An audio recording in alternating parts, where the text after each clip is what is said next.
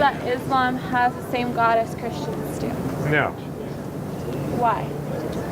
Because in the Quran, Muhammad consistently says Jesus is not God. I, as a follower of Christ, worship Jesus as God. But in the Bible, nowhere does it say that Jesus is God unless you interpret John 1:1 and John 1:14, where it says the Word became flesh, in the beginning was the Word was God, and the Word was with God. But Jesus never said blatantly, I am God. That's why it's like the messianic secret, right? And when God talked to Jesus, he said this is my son who I am with well pleased. So he's the son of God in the Bible, and that's all he's over portrayed as, even in his death as centurion when he said, this man was surely the son of God. And so where in the Bible does it say Jesus is God? Excluding John 1:1 and John 1:14. In John 8:58, Jesus says, before Abraham was born, I am. The Jews did not call God G-O-D. They called him Yahweh, Jehovah, which is the Hebrew verb to be. I am who I am. Very deliberately in John 8:58, Jesus says, before Abraham was born, I am. No misunderstanding among the Jews. They understand it as the sin of blasphemy. That he, a mere man, would have the audacity to claim to be God in human form is unacceptable. John chapter 10, verse 30, Jesus says, I and the Father are one. Once again, no misunderstanding. The Jews pick up stones to stone him for blasphemy. After his resurrection, the disciples say to Thomas, we saw Jesus risen from the dead. And Thomas says, I'm sorry, not unless I can see him with my own eyes, not unless I can take my hand and put them in the nail prints in his hands, will I believe. One night, Jesus stands right in front of Thomas and says, right here, my man, take your hands and put them in the nail prints in my hands. Take your hand and thrust it in a spear wound in my side. And Thomas stopped doubting and believed. Thomas hits the floor and says, my Lord and my God. And Jesus says, you believe because you've seen. Blessed are those who will believe even though they've not seen. Okay, but an argument to that.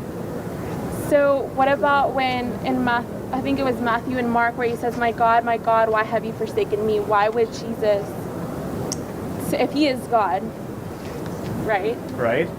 Tell God, why have you forsaken me? I mean, You bet. It makes more sense if he was the son of God telling God, hey God, why do I have to suffer? Why do I have to have this pain? Mm-hmm. You're getting at a very difficult, good issue, which is the incarnation. How God became a human being. That's a mystery. I can't explain exactly how God becomes a human being. But what is crystal clear from the New Testament is Jesus was totally a human being. He was tempted. He suffered.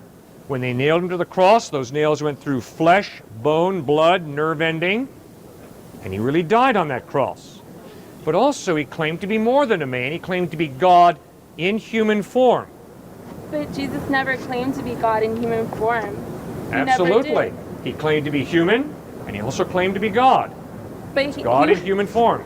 But throughout the gospel, it says that he is the Son of God. Yeah, God the Son. Yes. That's right. But he's also, by calling himself the Son of God, he's claiming to be God. Okay. So do you believe that Christians that don't believe in the Trinity, and the ones that do believe in the Trinity, at the end of the day, do you think that it really matters? Yes, it matters. Because if I deny the deity of Christ, I am denying Christ. But how are you denying the deity of Christ if you're still saying he's the Son of God?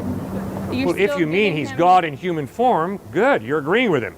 But if by saying he's the Son of God, you're saying he's just like this fella and this fella, we're all sons of God, then you're denying his unique claim to be God in human form. But you're using the gospel hypothetically if you say he is the Son of God. Throughout the gospels it says he is the Son of God.